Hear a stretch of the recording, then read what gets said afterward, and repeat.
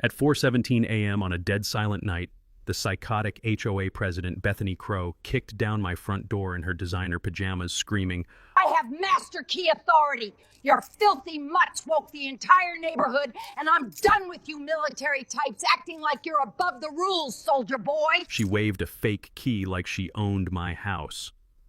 What she completely forgot? My two 90-lb German Shepherds, retired military K9s, were on night guard duty. Crash. Both dogs exploded toward her in full protection mode. She shrieked, stumbled backward, and dropped her master key in terror. This entitled Karen had harassed me for months over nothing, while her own landscaping crew blasts leaf blowers at 6 a.m. every Sunday. But here's the best part. I'd been secretly recording everything. That night, she handed me the final proof I needed to dismantle her little HOA empire for good. This revenge went absolutely nuclear. Would you press charges if a Karen broke into your home and insulted your service? Let me back up and tell you how this nightmare started.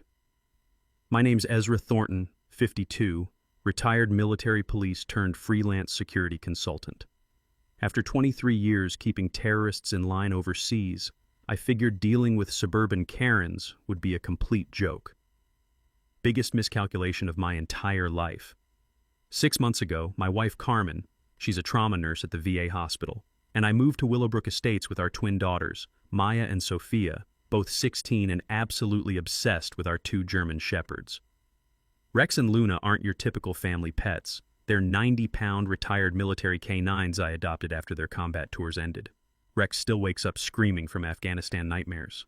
Luna lost her left eye to an Iraqi IED blast. They're not pets. They're fellow veterans earning their therapy dog certifications while keeping our property secure. We specifically bought this house for the large fenced yard and paid a premium after the realtor promised us a military-friendly community. What complete bullshit that turned out to be. Enter the neighborhood's self-appointed dictator, Bethany Crow. Picture this, 48 years old, bottle blonde hair sprayed into an indestructible helmet, drives a white BMW with HOA boss vanity plates, like she's running her own small country. She's been HOA board president for 8 consecutive years because she's systematically bullied every potential opponent into submission. By day, she sells overpriced McMansions to unsuspecting suckers. By night, she cosplays as neighborhood Gestapo, patrolling streets with a measuring tape and stopwatch. The woman lives in this gaudy Mediterranean castle, the kind of house that screams new money, absolutely no taste, and treats property values like they're sacred religious scripture that only she can interpret. Our charming introduction happened exactly 1 week after moving in. I was in the backyard working with Rex on anxiety reduction exercises when the sharp click of stiletto heels announced her royal arrival. The overwhelming assault of vanilla bourbon perfume hit me like chemical warfare. Imagine if Bath and Body Works had exploded inside a strip mall during a candle convention. "Are you aware your animals are violating multiple noise ordinances?" she announced without even pretending at basic pleasantries. "It's 7 p.m. on a Tuesday evening. Decent families are trying to eat dinner in peace, not listen to your pets." I glanced around, genuinely confused. Rex was lying peacefully in the grass. Luna was literally asleep under the oak tree. The loudest sound in the entire neighborhood was Johnson's gas-powered hedge trimmer roaring 2 blocks away. "Ma'am, I'm not sure what you're referring to. I've been monitoring your property for 3 days straight," she interrupted, consulting this ridiculous little pink notebook like she was conducting actual surveillance operations. "Excessive barking, unauthorized structures, and frankly, this whole military aesthetic is seriously bringing down our neighborhood's tone." There it was, not even attempting subtlety anymore. "These are certified service animals," I explained calmly, drawing on muscle memory from diffusing genuinely dangerous situations overseas. "I have all the proper documentation if you'd like." "Documentation?" She actually laughed, this nasty tinkling sound like expensive crystal shattering on concrete. "Oh, honey, I've been protecting our community's investment value since before you learned how to march in proper formation. Your little emotional support theater might work in government housing projects, but we maintain actual standards here." The violation notice she thrust into my hand felt like someone had photocopied it on a cocktail napkin. Cheap paper, smudged ink, obviously homemade on her personal printer. $200 for unauthorized pet structures. specifically targeting the professional therapy equipment Rex and Luna needed for their PTSD recovery work. You have 30 days to remove all unauthorized modifications and relocate any oversized animals, she declared, already clicking back toward her spotless BMW. Appeals require a $50 processing fee plus 30-day waiting period. Might I suggest researching local rental properties? They tend to be more flexible about temporary residents. That condescending smile as she drove away, like she'd just explained basic arithmetic to a particularly slow toddler. Here's what this suburban tyrant didn't realize. She'd just declared war on someone who'd spent 2 decades studying enemy psychology, building airtight legal cases, and executing precision takedowns of actual threats. The beautiful part? She was about to hand me all the rope I needed. The next morning, Carmen found me in the kitchen at 5 a.m., surrounded by legal documents and a pot of coffee strong enough to wake the Taliban. The bitter smell of dark roast mixed with her stress-baking banana bread. Whenever my wife starts turning flour into emotional therapy at dawn, I know we're in deep shit. Please tell me you're not planning to go full John Wick over some HOA psycho, she said, grabbing her scrubs for another 12-hour shift, saving actual heroes at the VA. Just doing homework, babe. Sun Tzu said know your enemy, though I'm pretty sure he never dealt with suburban Karens. What kept me awake all night? Bethany's violation notices were complete amateur hour. No case numbers, no official letterhead, formatting that screamed Microsoft Word 2003. This woman was literally cosplaying as authority with a dying printer and delusions of absolute power. Her first real escalation hit exactly 72 hours later like a tactical missile aimed at our family. Carmen burst through our front door, face redder than a fire engine after a 5-alarm blaze. That psychotic bitch filed noise complaints with the city. 3 separate departments. Animal control, noise violations, even tried to get Child Protective Services involved because our dangerous animals are apparently traumatizing neighborhood kids. She slammed official papers onto our kitchen table with enough force to rattle the salt shaker. Reading Bethany's sworn statements made my vision tunnel with pure rage. Continuous aggressive barking from 10 p.m. to 6 a.m., multiple families sleep-deprived and afraid, children too scared to play outside. Owners refuse cooperation despite repeated community warnings. Complete fiction worthy of a goddamn Pulitzer Prize in creative writing. But the real gut punch? She'd convinced Mrs. Patterson, the Hendersons, and 3 other families, people who'd literally never spoken to us, to co-sign these manufactured lies. Maya came home that afternoon in tears because kids at school were saying we were the scary military family with attack dogs. That's when this got personal. Nobody fucks with my daughters. While pulling security footage to document our defense, I struck absolute gold. My cameras had recorded Bethany's entire door-to-door propaganda campaign, and the audio was crystal clear. Apparently, lying bitches don't check for surveillance equipment. I'm just trying to protect our babies. Her voice came through the speakers as I watched her manipulate Mrs. Patterson like a master puppeteer. These military types suffer from PTSD, makes them unpredictable, sometimes violent. Those aren't family pets, they're trained killing machines. The husband has that 1,000-yard stare. I've seen the type. My coffee mug cracked in my grip. 23 years defending freedom, and some suburban terrorist was painting me as a neighborhood threat to justify her personal vendetta against anyone who'd actually served their country. But the manipulation was even more sophisticated. She'd been conducting daily surveillance operations, positioning herself strategically at 6 a.m. and 6 p.m. with her iPhone, hoping to record any sound she could twist into evidence. The woman had turned neighbor harassment into a full-time military operation, except she was fighting on the wrong fucking side. Time for precision counter-strike warfare. My first move was installing a security system that would make Pentagon brass jealous. 8 4K cameras with military-grade night vision, timestamp audio recording, motion sensors, and cloud backup to 3 different servers across 2 states. Every conversation, every approach, every psychotic episode would be documented with the kind of thoroughness that wins court cases and destroys reputations. During my MP training, we learned that overwhelming documentation beats witness testimony every single time, especially when your witnesses are lying through their Botoxed faces. Next, I launched a full intelligence operation into Bethany's history. Public records revealed her systematic pattern. She'd successfully driven out 3 previous military families using identical tactics. The Martinez family fled after 8 months of harassment. The Johnsons divorced under the stress and sold their house at a loss. Our home's previous owners, a Navy veteran and his wife, lasted 6 months before escaping to a different state. This wasn't random Karen behavior. This was calculated demographic cleansing designed to maintain her perfect white-bread suburban paradise. While researching HOA bylaws and city ordinances, I discovered something absolutely beautiful.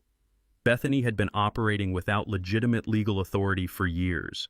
Real HOA enforcement requires properly voted bylaws, documented meeting minutes, and established appeals processes, none of which existed in Willowbrook Estates.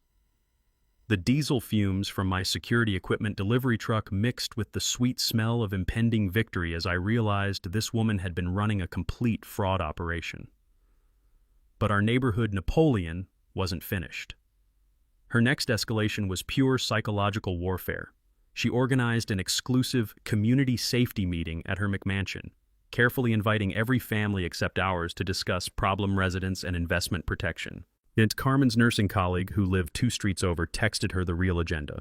Parents were being told we represented an ongoing security threat, and that our military background made us potentially dangerous to community stability. Masterful isolation tactics eliminate community support before we could build defensive alliances. That evening, Carmen found me grinning at my laptop like I'd just discovered buried treasure. "What's got you looking so satisfied, honey?" "Just delivered Princess Bethany a cease and desist letter. Certified mail, legal letterhead, the full scorched earth treatment." Bethany's response to my cease and desist letter was swift, predictable, and absolutely fucking unhinged. 72 hours later, an emergency HOA board meeting notice appeared on every door except ours, scheduled for 2 p.m. Wednesday, when any normal person with a job couldn't attend. The agenda read like a declaration of war: motion to amend community pet guidelines, prohibiting animals over 40 pounds due to ongoing safety concerns. She'd packed the meeting with her personal army of retired busybodies and wine-drunk housewives who had nothing better to do than police their neighbors' breakfast choices. The location? Her own gaudy living room, because apparently legitimate governance happens between someone's Persian rug and their fake Tuscan wine bar. Carmen took a personal day to infiltrate enemy territory, armed with a notebook and the kind of controlled fury that makes trauma nurses absolute legends.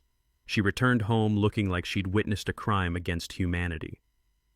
"That psychotic bitch showed up with a PowerPoint presentation," Carmen announced, collapsing into our kitchen chair with the weight of pure exhaustion. "A goddamn 30-slide PowerPoint titled Restoring Community Safety Standards. She had graphs, Ezra, pie charts about neighborhood threat assessments. The presentation included obviously doctored photos claiming to show property damage caused by our dogs, scratches on fence posts that could have been made by anything with claws, including Bethany's own manicured talons, mysterious holes in common area grass that looked suspiciously like sprinkler system repairs, even a blurry photo of what she claimed was Rex exhibiting aggressive posture near the mailboxes, which was actually him taking a shit behind a bush. But here's where our suburban dictator made her beautiful, fatal mistake. While Carmen was documenting violations of meeting procedure, no proper notice, no quorum verification, no recorded minutes, she spotted something gorgeous in Bethany's financial presentation. The numbers were complete bullshit. Community maintenance funds showing expenditures for administrative consulting and emergency landscaping repairs that seemed inflated beyond belief. Vendor names like Willowbrook Enhancement Solutions and Community Safety Specialists, companies that sounded suspiciously like something you'd create on a napkin during Wine Wednesday. Carmen's background includes forensic accounting for medical insurance fraud, so she recognizes financial fuckery from across a crowded room. While Bethany was ranting about irresponsible pet owners destroying property values, Carmen discreetly photographed every financial document with her phone like she was conducting covert intelligence gathering. That evening, we spread the evidence across our dining room table like military strategists planning D-Day. The rich aroma of Carmen's stress-induced espresso filled the house as we analyzed every suspicious line item. What we discovered was absolutely spectacular. Bethany had been embezzling HOA funds for years. Emergency repairs paid to shell companies that existed only in her imagination. Professional consultation fees for services never performed. Community beautification projects with zero visible improvements and receipts that looked like they'd been generated in Microsoft Paint. The woman had been running her personal bank account disguised as community management. During my MP training, we learned that financial crimes always leave paper trails, and Bethany had been painting a masterpiece of fraud for anyone smart enough to look. My counterattack was precision-engineered devastation. I filed a formal complaint with the state HOA Oversight Board, complete with financial documentation and a timeline of systematic harassment. The complaint process required Bethany to produce official meeting minutes, board certification documents, and audited financial records for the past 3 years. Paperwork I was betting she couldn't manufacture fast enough. Meanwhile, I mobilized other victims of her reign of terror. Previous homeowners had left forwarding addresses, and a few strategic phone calls revealed they'd be thrilled to join a class action complaint. Military families don't abandon fellow veterans when some civilian asshole declares war on all of us. I also started documenting Bethany's own violation patterns with my upgraded surveillance system. Her pristine BMW parked illegally in fire lanes during weekend open houses. Her landscaping crew operating on Sundays, violating the quiet hours she'd weaponized against us. Her own yappy Pomeranian running loose in common areas without a leash, breaking the exact pet regulations she was trying to use for our destruction. Watching this hypocrite violate her own rules daily was like Christmas morning every single day. But Princess Bethany wasn't finished escalating. Her next move crossed every conceivable line of human decency. She filed for a restraining order against me, claiming I'd made threatening gestures and that my military background presented ongoing danger to community stability. The court filing detailed completely fabricated incidents, me conducting surveillance of her property, my dogs displaying aggressive behavior toward children, and my hostile military demeanor during our interactions. When the sheriff served papers at our front door, Carmen called me at work, voice tight with worry. "She's trying to get you legally banned from our own neighborhood, Ezra." I was actually laughing as I read the ridiculous allegations. "Honey, she just gave me the most beautiful present imaginable. How is this a gift?" Because now she has to prove every lie under oath in front of a real judge with actual evidence. And I had 6 cameras worth of footage documenting every second of our interactions. Game, set, match. The restraining order hearing was scheduled for Wednesday at 2 p.m., and Bethany had absolutely no clue she was walking into the most spectacular legal massacre of her pathetic existence. But first, this suburban terrorist decided to escalate her psychological warfare to levels that would make actual war criminals impressed. Monday morning, 6:47 a.m. My phone exploded with an unknown number while Carmen was already at the hospital saving actual heroes, and I was getting our daughters ready for school. Some panicked woman claiming to be a concerned neighbor breathlessly reported that my trained attack dogs had lunged aggressively at innocent children waiting for the school bus. The performance was Oscar-worthy. Trembling voice, specific details about predatory behavior, even claims that parents were too terrified to let their kids walk to school safely. By 7:15 a.m., Animal Control was pounding on my door with an emergency inspection warrant. Officer Martinez, a decent guy who actually understood his job, spent 30 minutes watching Rex and Luna demonstrate obedience training that would make Marine drill instructors weep with pride. Both dogs sat, stayed, healed, and performed their therapy protocols while neighborhood kids played loudly just yards away. "Sir, these are some of the most professionally trained animals I've encountered," Martinez admitted, scratching Luna behind her battle-scarred ear. Whoever reported this was either completely delusional or deliberately lying. "Any chance you can tell me who filed the complaint?" "Officially? No. Unofficially? The caller used very specific military terminology and mentioned your combat background multiple times. Real interesting vocabulary for a random concerned soccer mom." Bethany's manipulative fingerprints were smeared all over this manufactured crisis like cheap lipstick on a wine glass. But her true masterpiece of evil was still coming. Tuesday afternoon, Maya burst through our front door sobbing with the kind of heartbroken fury that makes fathers contemplate homicide.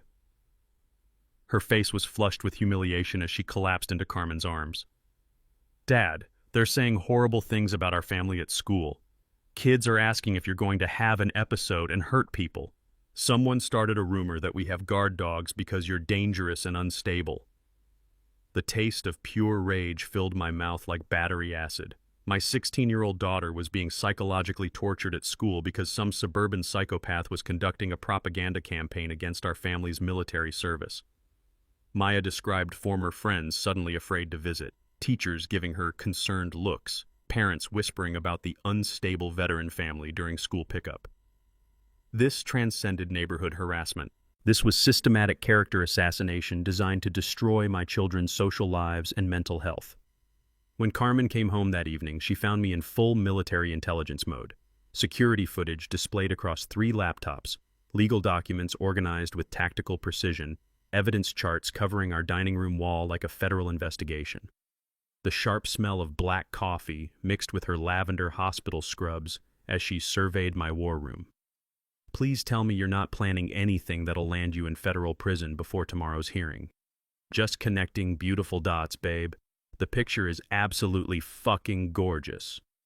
Here's where I discovered the smoking gun that would obliterate Bethany's entire operation. While reviewing security footage from the past month, I noticed something extraordinary. Bethany's surveillance of our property followed a precise schedule, 6 a.m. and 6 p.m. daily, positioning herself strategically with recording equipment. But my cameras caught something she didn't expect: her phone conversations during these sessions. Audio analysis revealed she was reporting our activities to someone in real time, not just watching, actively coordinating with outside parties. Phone records I'd subpoenaed through my lawyer showed regular calls to the same 3 numbers: a property management company, a real estate investment firm, and a private security contractor. The beautiful truth hit me like a tactical nuke. Bethany wasn't just a racist HOA dictator. She was being paid to force military families out of the neighborhood. This was organized, systematic, financial gentrification disguised as community management. Someone was paying her to manufacture crises that would drive down property values, force sales, and allow coordinated buyouts at below-market prices. My investigation into previous military families revealed identical patterns: manufactured violations, escalating harassment, forced sales within 6 to 8 months, immediate resales to the same investment group at significant markup. During my MP career, I'd seen this exact operation in overseas housing markets: create instability, force evacuations, profit from distressed sales. Bethany had imported military-zone real estate manipulation into suburban America. Wednesday morning, I arrived at courthouse armed with evidence that would make federal prosecutors orgasm in their Brooks Brothers suits. 6 cameras of footage, financial records showing coordinated property acquisition, testimony from multiple military families, and phone records proving conspiracy. Marcus Webb, my lawyer and fellow combat veteran, had spent the previous evening reviewing our evidence with the kind of predatory glee usually reserved for sharks smelling blood. Ezra, this isn't just harassment. This is federal housing discrimination, conspiracy, and organized real estate fraud. We're not just stopping her, we're destroying an entire criminal operation. Bethany strutted into court wearing designer confidence and clutching fabricated evidence, completely unaware that her little side business was about to become a federal case study. Time to show this mercenary bitch what happens when you wage war against American veterans for profit. The courthouse revelations were just the appetizer. The main course arrived Thursday evening when Marcus Webb called with intelligence that would obliterate everything we thought we knew about this war. Ezra, you better be sitting down. My paralegal spent 14 hours digging through public records, and what we found is absolutely thermonuclear. I was in my home office, still savoring Wednesday's restraining order hearing where Bethany's fabricated evidence had disintegrated faster than toilet paper in a hurricane. The judge hadn't just dismissed her bogus claims. He'd ordered a full criminal investigation into her harassment campaign and seemed personally offended that someone had wasted his court's time with such obvious lies. Lay it on me, Marcus. Bethany Crow was never legally elected HOA president. Her entire election 3 years ago was fraudulent. Insufficient quorum, no proper voting procedures, basically a backyard barbecue where 3 wine-drunk housewives declared her supreme leader of suburbia. My coffee mug hit the desk with a ceramic crack that echoed through the room like a gunshot. You're telling me she's been cosplaying as legitimate authority for 3 years? Every fine, every violation, every rule change, completely unenforceable legal theater. She has zero actual power beyond what intimidated homeowners gave her. The rich aroma of Carmen's pot roast drifted upstairs, mixing with the intoxicating smell of approaching justice. But Marcus wasn't finished dropping bombs. Here's the nuclear warhead, Ezra. The HOA management contract expired 18 months ago and was never renewed. The actual property management company abandoned ship because residents stopped paying dues after discovering financial irregularities. All those HOA fees people have been paying? Direct deposit into Queen Bethany's personal checking account. My brain struggled to process the criminal magnitude. How much theft are we talking about? Conservative estimate? $47,000 in stolen community funds. But your real estate conspiracy theory was pure genius. She's been working with Pinnacle Property Investments to systematically tank property values through manufactured neighborhood drama, then facilitate panic sales to her criminal partners at 30% below market rate. The scope was breathtaking. This woman hadn't just been terrorizing military families out of bigotry. She'd been orchestrating sophisticated real estate fraud disguised as civic responsibility. Please tell me it gets more beautiful. Oh, it becomes absolutely orgasmic. Pinnacle Property has acquired 6 Willowbrook homes over 2 years, all from harassed military families. Average purchase, 30% below value. Average resale 6 months later, 20% above market rate. They've been running a military family targeting gentrification scam worth over $2 million in artificial profit. But the most delicious revelation was yet to come. Bethany's personal empire is collapsing spectacularly, Marcus continued with predatory glee. Real estate business hemorrhaging money, over $60,000 in defaulted business loans, state license under ethics review for previous fraud allegations. She's been using stolen HOA funds to make her mortgage payments and prevent foreclosure on that ridiculous McMansion. The power dynamic had just inverted so completely that I felt lightheaded. For 6 months, we'd been fighting what seemed like legitimate community authority. In reality, we'd been terrorized by a desperate criminal whose entire life was built on theft, fraud, and conspiracy to commit housing discrimination.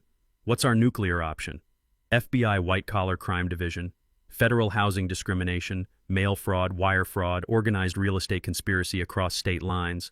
Bethany Crow isn't just losing her fake throne. She's looking at 5 to 10 years in federal prison. Carmen appeared in my doorway carrying 2 wine glasses and wearing the kind of smile that makes trauma nurses legendary. Good news, honey? Sweetheart, we just discovered our neighborhood terrorist is actually a federal criminal who's been stealing from everyone while running a $2 million real estate scam specifically targeting military families. Carmen raised her glass. So Karma's about to arrive with federal badges and handcuffs? That's exactly what I'm saying. Our suburban war was about to become a federal massacre, and Bethany had no idea her criminal empire was crumbling faster than ancient Rome. The next morning, I woke up with the kind of tactical clarity that comes from finally understanding your enemy's fatal weakness. Bethany Crow wasn't just a racist HOA psycho. She was a desperate criminal whose entire fraudulent empire was about to collapse like a house of cards in a tornado. Time to engineer the most beautiful controlled demolition in suburban history. First priority, upgrading our home security to levels that would make nuclear facilities jealous. Friday morning found me installing pressure-sensitive perimeter sensors around our property line, completely legal on private land, and invisible unless you know what to look for. These weren't your typical Best Buy security toys. They were military surplus motion detectors that could distinguish between a wandering raccoon, my dogs taking their evening patrol, and some psychotic HOA queen attempting midnight reconnaissance missions.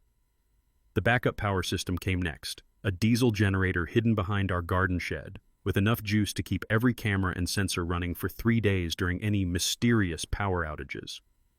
I'd learned during overseas deployments that criminals love cutting electricity to disable security systems, not happening at my house. The smell of diesel fuel and fresh concrete filled our backyard as I reinforced the generator's foundation. Carmen emerged with iced tea and the kind of knowing smile that makes combat veterans grateful they married trauma nurses. Building a fortress to catch one suburban terrorist, she teased. Honey, when you're hunting predators, you need the right equipment. Besides, after this is over, we'll have the safest house in 3 counties. Marcus Webb arrived Saturday afternoon with a briefcase full of legal ammunition and the predatory satisfaction of a defense attorney who'd switched sides to hunt white-collar criminals. We transformed our dining room into a military command center, evidence organized with tactical precision.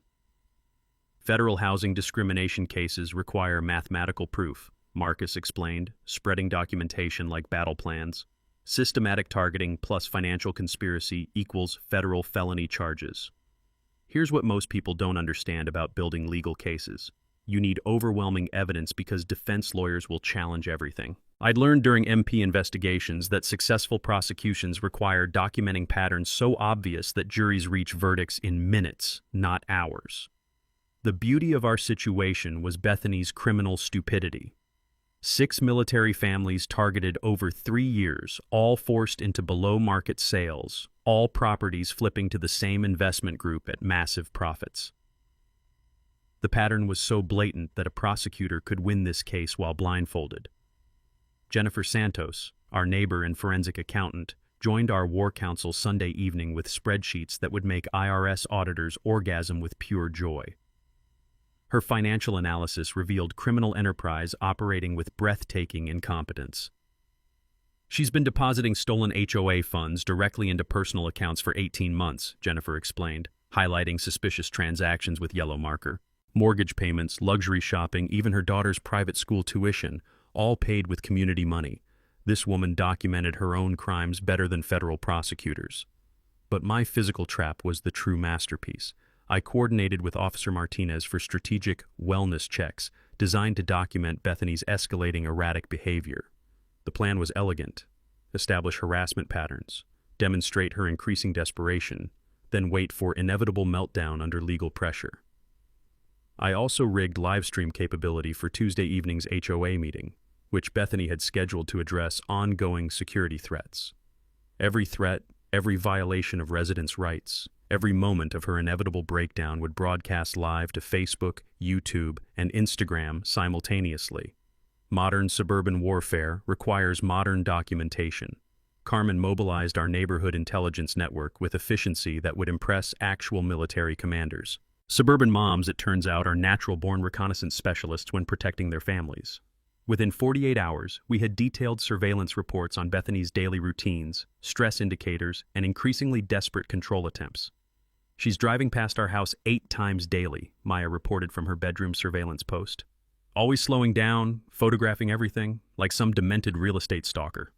The technical preparation required one final component: independent professional documentation. I hired a private investigator, fellow veteran specializing in corporate fraud, to create neutral third-party evidence that defense lawyers couldn't challenge or dismiss. Tuesday morning delivered the most satisfying phone call of my entire civilian career. Mr. Thornton, Special Agent Sarah Smith, FBI Economic Crimes Unit. We've reviewed your complaint regarding systematic housing discrimination and organized real estate fraud. We're opening a federal investigation and need to schedule your interview. The taste of victory was sweeter than Carmen's morning coffee as I hung up the phone. Federal backup? Carmen asked, reading my expression. The United States government just officially declared war on Bethany Crow. She's about to learn what happens when you systematically target American military families for criminal exploitation. All pieces perfectly positioned, physical security upgraded, legal ammunition loaded, federal attention secured, community mobilized, evidence overwhelming. Tuesday evening's HOA meeting would be Bethany's final performance as neighborhood dictator. She just didn't realize she'd be starring in her own destruction, broadcast live to thousands of viewers. Time to watch a criminal empire crumble in spectacular real-time fashion. Tuesday morning arrived with crisp autumn air that made you believe in cosmic justice. Unfortunately, Bethany Crow woke up that day planning her most unhinged and desperate sabotage campaign yet, like watching a meth-fueled squirrel attempt military strategy. At 11:23 a.m., my phone exploded with a panic call from Jennifer Santos while I was fine-tuning our evening live-stream equipment. Ezra, get over here now. Bethany's trying to change locks on the community center and mailbox facilities. When I asked what authority she had, she started screaming about emergency management powers and protecting community assets from criminal investigation. I arrived to find Bethany's white BMW parked in the fire lane, because apparently traffic laws don't apply to suburban dictators, while she harangued a locksmith who looked like he'd rather be defusing actual bombs than dealing with this psychotic real estate agent. "Ma'am, I cannot change community property locks without proper authorization and documentation," the locksmith explained with the supernatural patience of someone accustomed to handling mental health crises. "I am the authorization!" Bethany shrieked, frantically waving what appeared to be a homemade certificate she'd obviously created on her home computer, declaring herself Emergency Community Asset Manager. "These military terrorists are trying to steal our money, and I have legal authority to protect community property." The irony was so thick it could stop bullets. The woman who'd embezzled $47,000 was accusing residents of theft while attempting to physically lock them out of facilities they'd been illegally paying her to maintain. The smell of her desperation mixed with excessive vanilla perfume created an almost chemical warfare atmosphere as neighbors gathered to witness this spectacular meltdown in real time. But Princess Bethany's sabotage master plan was just getting warmed up. Wednesday afternoon, Marcus called with intelligence that made my day infinitely brighter. Ezra, someone attempted to bribe Carlos Mendez, your maintenance supervisor, offered him $500 cash to accidentally damage your irrigation system and create evidence that your dogs were destroying community landscaping. Let me take a wild guess. Blonde woman, white BMW, personality disorder? Carlos said she was extremely specific about wanting photographic evidence of property damage that could be blamed on your aggressive animals. When he refused, she threatened to have him fired from a job that doesn't actually report to her. The beautiful part? Carlos Mendez was a Navy veteran who'd immediately recognized Bethany's attempted recruitment as criminal conspiracy. He'd not only refused her bribery, but had contacted both Marcus and the FBI tip line within an hour. Military families protect each other, especially when some civilian criminal tries manipulating us into betraying fellow veterans. Thursday morning delivered Bethany's most spectacular psychological warfare attempt yet. Carmen called at 7:15 a.m., voice vibrating with controlled nuclear rage. That delusional psychopath is conducting a neighborhood propaganda campaign claiming you're under federal investigation for domestic terrorism. She's telling people the FBI contacted her as a concerned community leader about your suspicious military activities. The audacity was breathtaking. Bethany had convinced Mrs. Patterson, the Hendersons, and 2 other families that my security upgrades were evidence of dangerous paranoid behavior and that federal agents were monitoring our property for terrorist activities. She'd weaponized my preparation for her criminal prosecution into alleged proof of my guilt. But here's where I discovered her most beautiful mistake. While investigating her rumor campaign through neighborhood sources, I learned that Bethany had been making her own calls to the FBI, desperately trying to file counter-reports claiming I was stockpiling weapons and exhibiting threatening behavior toward legitimate community officials. Special Agent Smith called Thursday afternoon with news that made my entire week. Mr. Thornton, we've received 6 separate calls from Ms. Crow attempting to redirect our investigation toward you. She's claiming you're dangerous while simultaneously confirming that she's aware of our federal investigation into her activities. How does that impact our case? She's documenting consciousness of guilt while attempting to obstruct a federal investigation. We call that additional felony charges with enhanced sentencing guidelines. My silent preparation during this escalating chaos was surgical and devastating. Every bribery attempt, every false federal report, every moment of her psychological breakdown was being documented through multiple independent sources. Carlos had agreed to wear recording equipment during future contact. Jennifer was tracking financial irregularities in real time. Maya and Sophia were maintaining surveillance logs of her increasingly frequent drive-bys past our house. The most satisfying element? Bethany's criminal behavior was accelerating under federal pressure, generating more prosecutable evidence faster than we could organize it. Friday evening, I conducted final systems checks on our live stream equipment while Carmen prepared what we'd started calling the Bethany Destruction Celebration. The community center's Wi-Fi couldn't handle professional broadcasting, so I'd arranged portable internet with enough bandwidth to simultaneously stream high-definition coverage to Facebook, YouTube, Instagram, and TikTok. This seems like massive overkill for one suburban terrorist, Carmen observed, watching me adjust multiple camera angles. This isn't just about stopping Bethany anymore. We're documenting systematic harassment tactics so other military families can recognize and defeat similar criminal operations. Saturday brought the final beautiful preparation. Officer Martinez called to report that Bethany had been stopped 3 times in 1 week for erratic driving behavior near our property. Her conduct suggests someone experiencing complete psychological breakdown under extreme legal pressure, he explained professionally. Tuesday evening would be her final performance as neighborhood fake dictator. Sunday morning, I woke up to the sound of sirens and discovered that Bethany Crow had completely lost whatever remained of her sanity during the night. Officer Martinez was standing in my driveway at 6:47 a.m. with the expression that mixed professional duty with personal disgust. Behind him, Bethany sat handcuffed in the back of his patrol car, designer pajamas disheveled, mascara streaked down her face like a demented raccoon.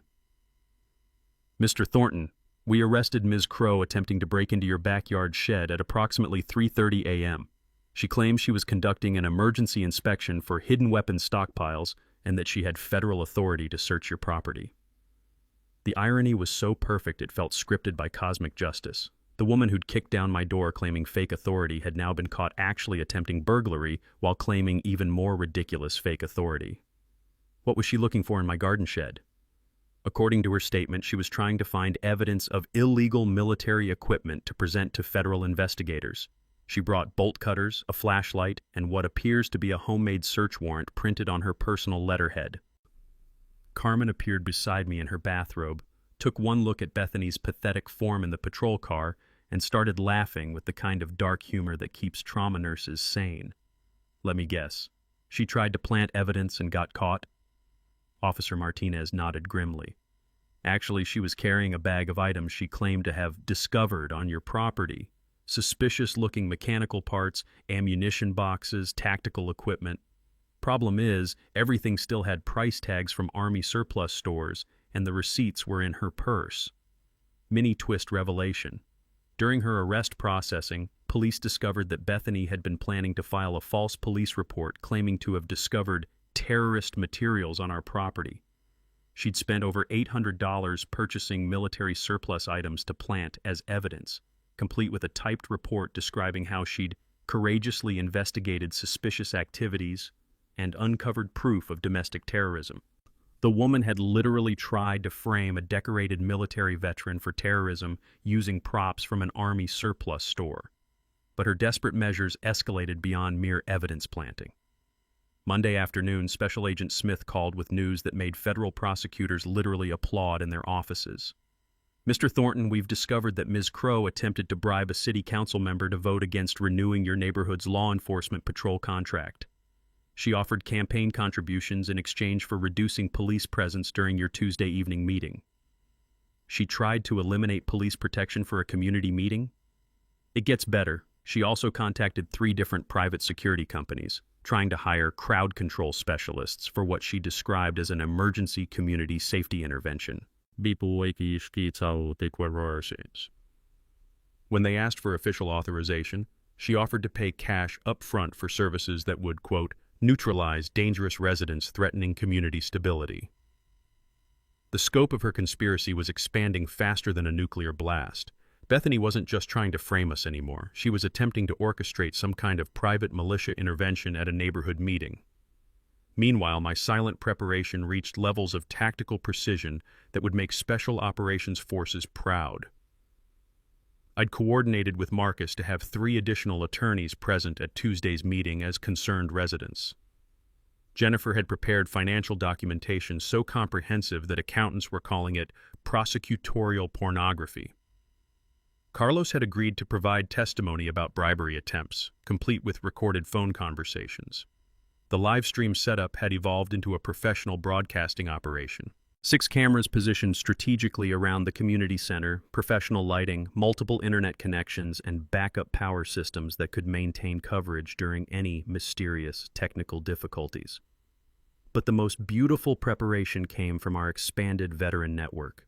Word had spread through military communities across 3 states about Bethany's systematic targeting of service families.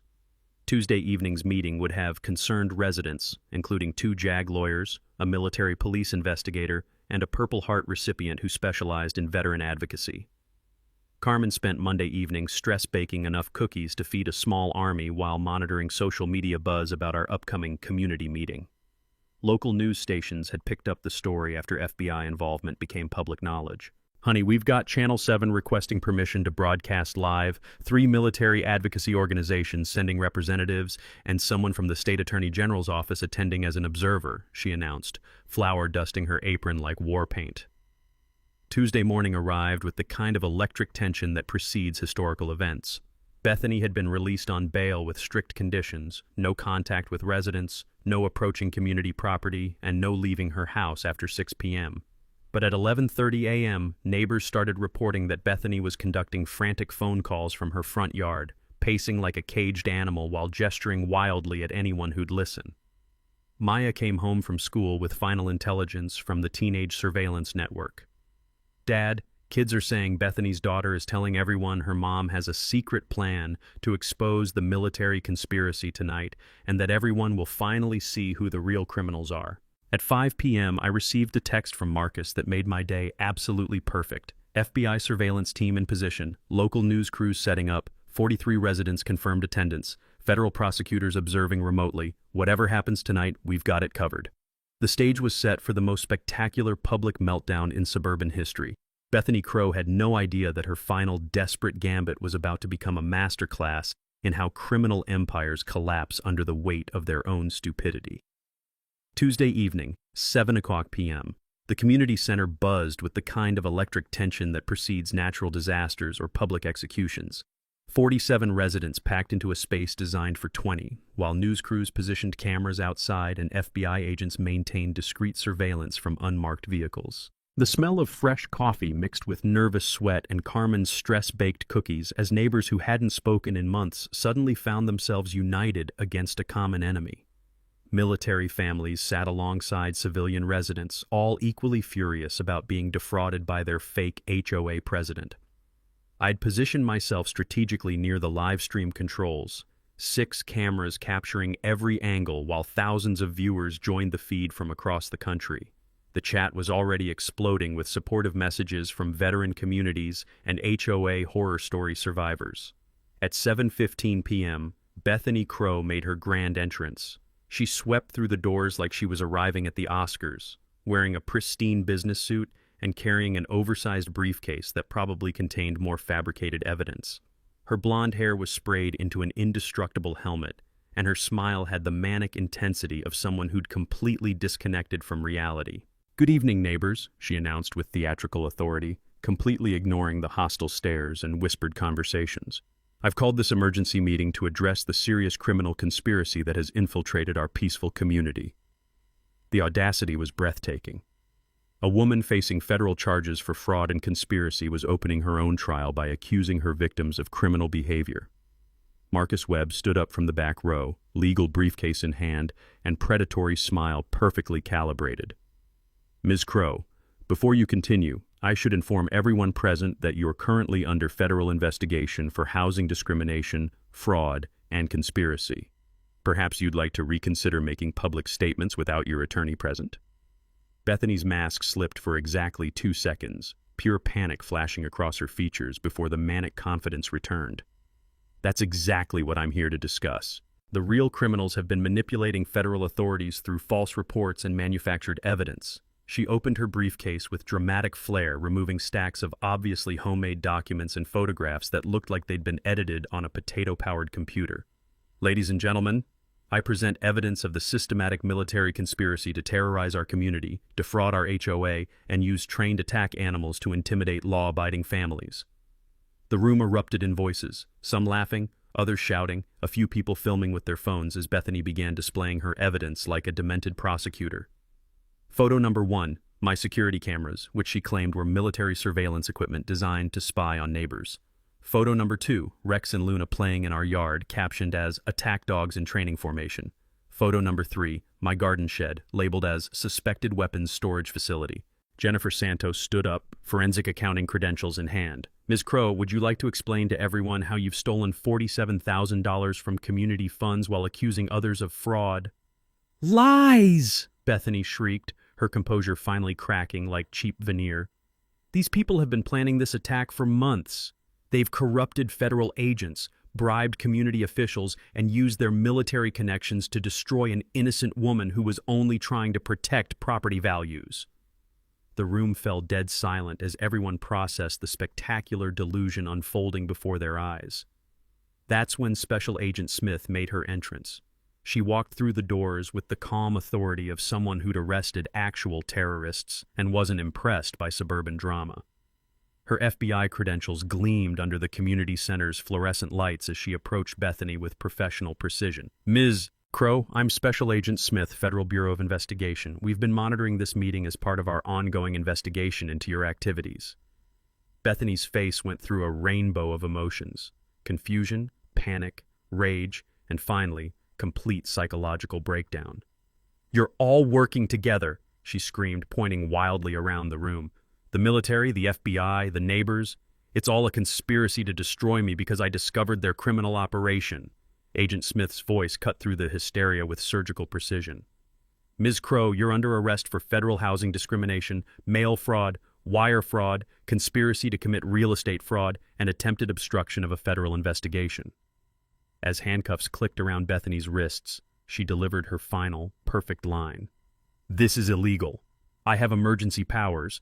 I am the HOA president. Agent Smith's response became legendary in law enforcement circles. Ma'am, you're not the HOA president. There is no legal HOA. You've been running a criminal enterprise while cosplaying as community management. The room exploded in applause as Bethany was escorted out in handcuffs, her briefcase of fabricated evidence left scattered across the floor like the debris of a destroyed empire. Our livestream had reached over 50,000 viewers, with comments pouring in from military families across the nation, celebrating the downfall of a systematic veteran targeting operation. Carmen squeezed my hand as we watched the FBI vehicle disappear into the night. So how does it feel to completely destroy a criminal conspiracy? Honestly, like justice tastes even better than your stress baking. The war was over, the good guys had won, and Bethany Crow would never terrorize another military family again. 6 months later, I'm sitting in our backyard watching Rex and Luna train their newest therapy client, a young Marine who lost his leg in Syria and found healing through working with fellow veterans, even the four-legged kind. The transformation has been extraordinary. Bethany Crow pled guilty to 14 federal charges and received 7 years in federal prison, plus restitution payments that will keep her broke for the next 2 decades. Her real estate license was permanently revoked, and the state is using her case as a training example for HOA oversight regulations.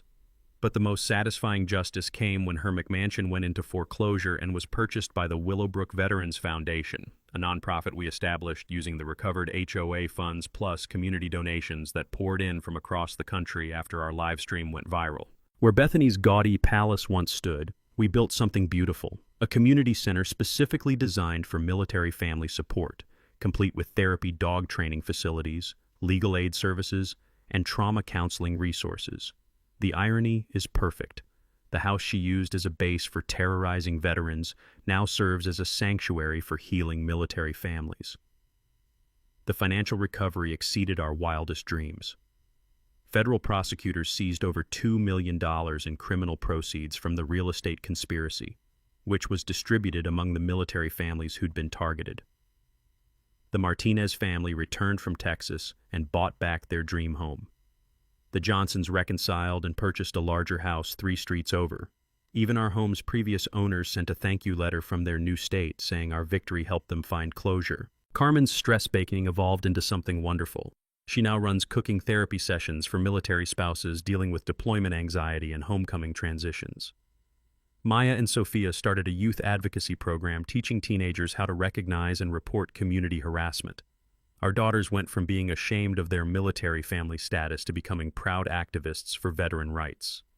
The legal precedent we established has been referenced in over 30 federal cases involving HOA harassment and housing discrimination.